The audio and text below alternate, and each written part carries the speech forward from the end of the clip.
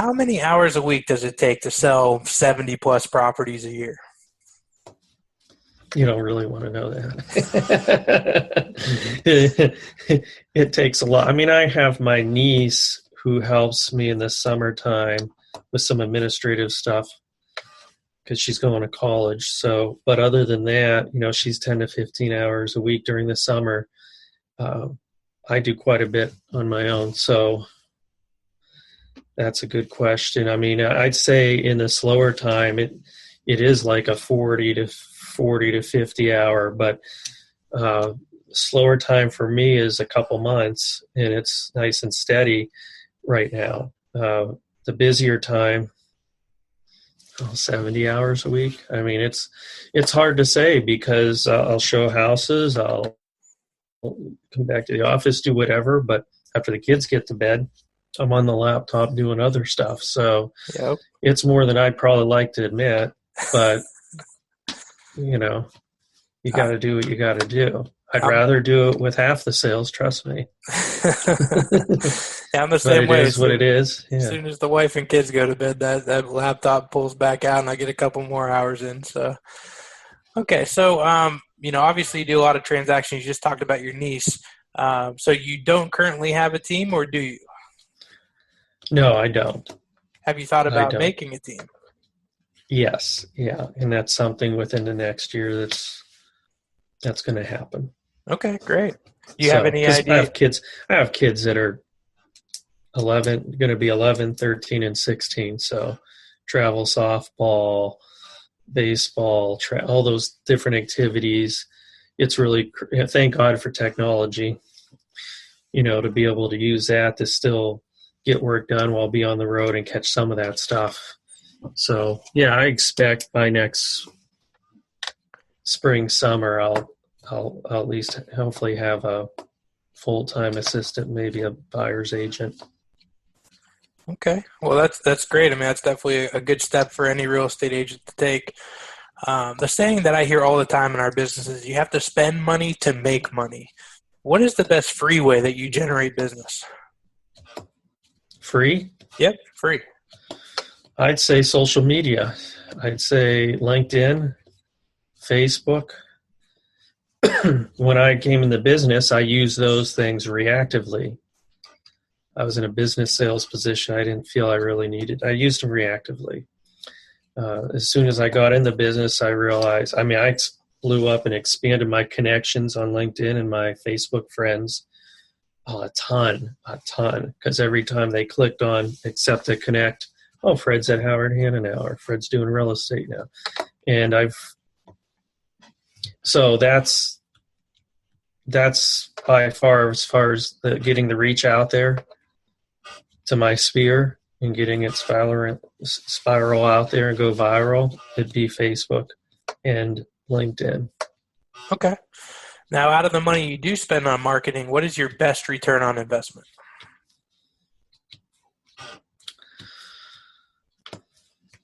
I venture to guess I started working with a company called Outbound Engine earlier this year, and they helped manage my communication with my sphere. So they actually will send out a couple newsletters a month, to them, and also social media posts. You said you don't really keep statistics on it, but you just started it, but you can see that it's a nice return on investment. Well, the one stat I remember hearing from NAR, and I don't remember the exact, if it's 95, 97% what it is, it's a high percentage of people that said if they remembered the realtor's name that they used the last time or first time they bought a house, they would use them, but they forgot because they're so long. There's many years in between. So I took that and I do a few things, but one is the Outbound Engine. I mean, keeping in touch with my sphere. And I guess the evidence is I don't have to prospect FSBOs. I don't have to prospect expireds. I mean, when I stumble upon them, I can't turn away from them. That's my salesman, instinct. But because I'm doing a good job of keeping with my sphere, I also give a Cutco closing gift. I don't know if you ever heard of Cutco. I have. Yep. I sold that when I was in college, 20-something years ago. And what's funny is a gentleman came around my first year and said, this would be a nice closing gift. And I thought of that NAR statistic. And, it has my name, my brokerage firm, number right on the blade. And it's something they use, and they'll use forever because they are guaranteed forever. And anything we can do to help them remember my name, because once they do, they're going to remember the experience they had, and I'm going to get their business or their friends and family. And so the outbound engine kind of automates that. I mean, they also send out a couple follow-up tweets, LinkedIn messages, social media posts for me. And the key is they're educational, not salesy. I mean, I put my stuff on there like any realtor, picture my clients with the sold sign in front of the house. And my sphere likes that. But as you build your social network presence, you get folks that don't know you as well as, your first ones that were on with you, your family and friends. And they don't want to just see that all the time.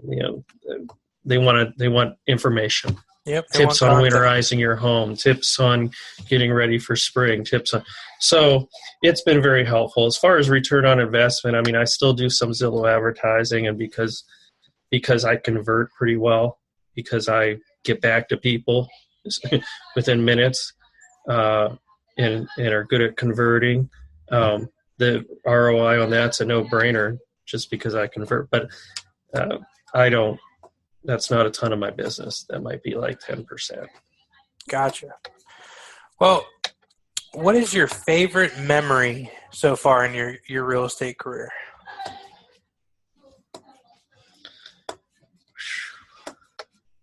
That's a good one. There's a few of them. I mean, I had one was a closing on a tough deal, and it was a $70,000 deal, and I had both sides. And there was just a lot of obstacles. There was title issues, and they had to get a quiet title, and it just, getting it to appraise, and, all along the way, and even the closing was a 2.5, 3 hour, which closing, don't take that long, but there were some issues at closing. But when we got that done, pretty rewarding. Everybody right? was happy. Yeah, everybody was happy, and the young man's still in the house and enjoys it. And that was, you get a lot of stories. Definitely, the more deals you do like that, there's a lot of.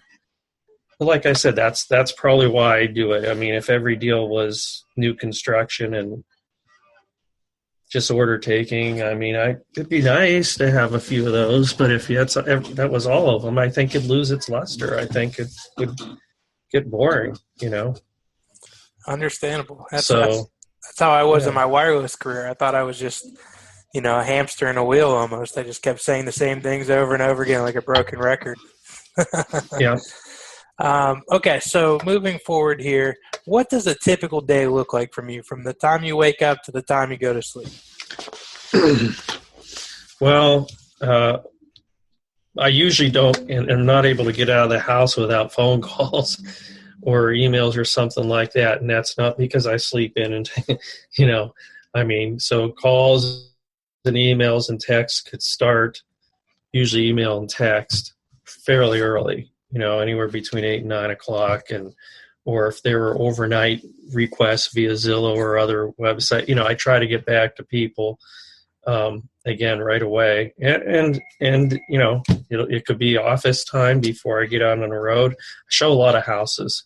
I mean, of my business, if you look at 75, 80 deals, it's pretty even now as far as half and half sales, listings and buyers.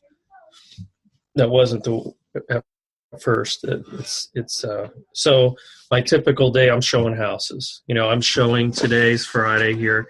I'm showing 3 or 4 more here this afternoon and evening, and I'm showing a couple tomorrow. And so it's showing houses, and it's talking to. I usually have 8 to 10 deals in process. So it's talking to home inspectors, appraisers, contractors, making attorneys, settlement agents, making sure that we're on track. So that's, a sprinkle in some listing appointments, obviously.